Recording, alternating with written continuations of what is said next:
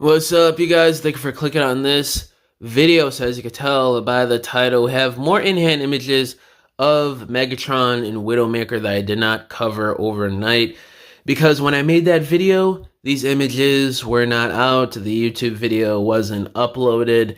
And those first couple images was what leaked first, like I think maybe like 20-30 minutes before these additional images and videos came out. So let's talk about these. I really do like the size of him compared next to everyone. It looks absolutely great. The weapon storage for the lightsaber in his gun mode version of himself is genius on the back. The clean look of himself is so spectacular. I just love the way the robot mode compresses from tank mode. There is some crazy black magic going on with Hasbro, y'all. Like, I am just so pleased with how they handled this figure. And I'm not going to say he's perfect, okay? He does have some issues with how the cannon looks. He does have some minor issues in robot mode, I'd say, with like the legs being a bit too blue, I'd say, and the forearms looking a bit too chunky. Just something about it looks a little off. But those are nitpicks, and there's probably some other nitpicks that I'm just not thinking of right now. But besides those few nitpicks I have with the robot mode and just the overall figure, man, I am so pleased with this. I'm definitely gonna be picking this up. And seeing him next to the Optimus, the way this guy has him posed up. These images are from, there's Icon of Icon he did from, there was like a YouTube video he dropped last night, and then he privated or deleted the video shortly after. But there's images from that video, I think, too. And then there's from Reddit and JaAm, who I think is from eBay, if I'm not mistaken. So just looking at everything, man, the tank mode, despite everything, guys, you know, how they were able to handle the robot mode, him not turning into a gun, they blew this tank mode out of the water with what they were able to work with. If you really think about things, a mainline figure like this from Hasbro, they engineered this in a way that you only see from third-party companies, and then you have to pay $100 or more for that type of black magic. But with Hasbro, you get it for $60, and it's more of a widespread mainline release, so you don't really have to worry too much about getting a pre-order for this guy. But I'm sure he's going to be super hard to find.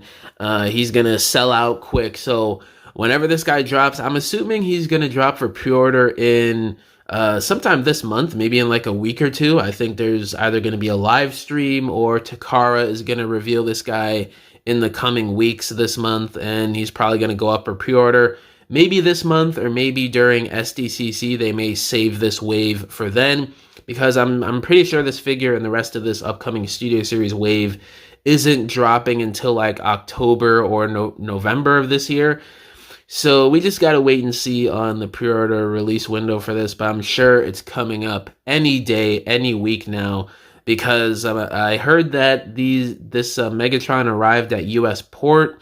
The leakers already have this guy. They're showing it off, so release has to be very soon. And, you know, everything in detail here. He's not a Megatronus retool, despite how people were hounding each other online a few months ago that he was going to be a Megatronus retool, and people were attacking me in the comments when I said he wouldn't be. So I'm really glad he's not a retool of anybody, because Megatron does deserve his own original mold, especially from the G1 design. When they have to ace it this good in the 86 subline, they really nailed it as best as they could.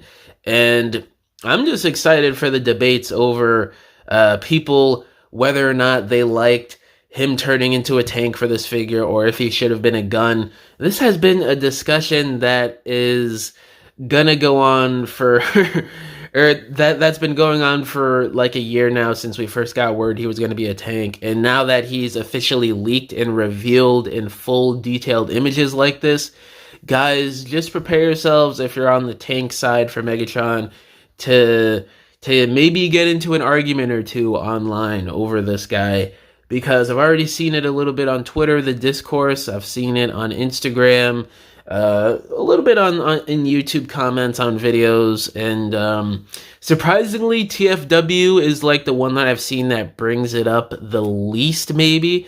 But I don't know. I'm not as chronically online in the Transformers community as I used to be. I kind of took a break from that stuff because it does get depressing seeing how people act with each other over certain things. You know, seeing this Megatron compared with everyone, the Seekers, Constructicons, Magnus, Galvatron, Optimus, obviously, it is just such a nice sight to see. And you see this guy shooting Ironhide just like in the movie, recreating that iconic, very traumatizing death scene, but it's absolutely amazing to see this in Hasbro figure form. And it's just crazy how far we've come with certain Transformers figures.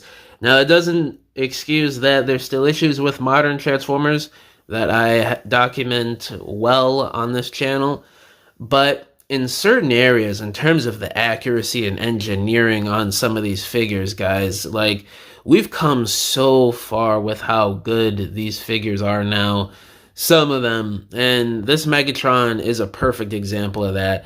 Now, he could have some silver paint. I will say that I do wish he was painted silver like that new Takara 3-pack version was from the, I think it was either Earthrise or Siege mold. But I understand why they didn't do it. He's more so gray in the animation, and plus, you're probably going to get some silver paint chipping on how he's engineered. It seems like there's a lot of joints. If they were painted silver, they would rub off kind of easily over time. So I get why they did it, for accuracy and probably for overall QC of the paint over time. But it still would have been nice to see if they could work around that. But, you know, the transformation looks crazy. It doesn't look as complex as you would think, comparing the tank mode to the robot mode and how accurate and sleek the back of that robot mode is. It's going to be a fun transformation. It's not going to be overly simple, but it's not going to be overly complex either. So I am really pleased overall with how this guy came out, despite a couple nitpicks. If I were to rate this guy out of 10 just based off of these detailed images we have, I would probably give him a 9 out of 10. Just knocking off 1 point for my own personal nitpicks with this mold, but he looks great. Now, let's take a look at the girl herself, Widowmaker. Man, this looks absolutely insane, y'all.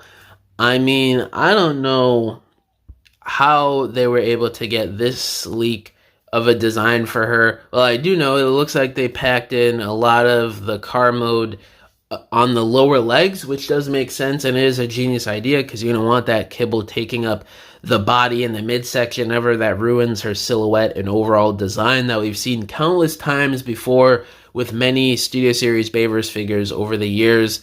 But they seem to have gotten it right here. And overall, despite, you know, the kibble and certain inaccuracies, they got this as close as they possibly can for a retail mainline release that's $25. If you want anything more accurate, you're going to be paying those third-party prices, $40 and up probably. You know, you just got to settle for what Hasbro makes with these overly humanoid, ultra-realistic robot designs with barely any car kibble. I totally understand, you know, seeing some kibble and certain inaccuracies. And at least it's not overly inaccurate and kibbly. If it's like that, I would have some complaints. But with this, they did it as best as they can. The McLaren mode looks great. Her two pistols look badass when you put them on her. The back of her, so clean. The transformation kind of reminds me of how Dino is, but obviously a little bit different since it's a new mold. They're using clear plastic inserts for some of the windows, which I do like. I wish there was a clear plastic insert for the main windshield, but I don't really know how they could have done that anyway, so I completely understand that side of the engineering. At least they did inserts for everything else, which is fantastic. It means the figure is a lot more durable than it could have been, so I really do appreciate that. Overall, it just seems like the engineering on this figure is really nice, and I'm probably going to be picking this up as well, considering this is the only Widowmaker, I'm pretty sure, that any company has ever made And I don't know how long it's going to take for a third-party company to make more of an MP scaled figure. So yeah, this Widowmaker looks great, Megatron looks great, and I'm probably going to be picking up both of them. But yeah, guys, let me know down in the comments below. How do y'all feel about this Widowmaker and Megatron? Are you going to be getting them or are you not? And yeah, thank y'all for watching this video. Catch you guys in the next one. Bye!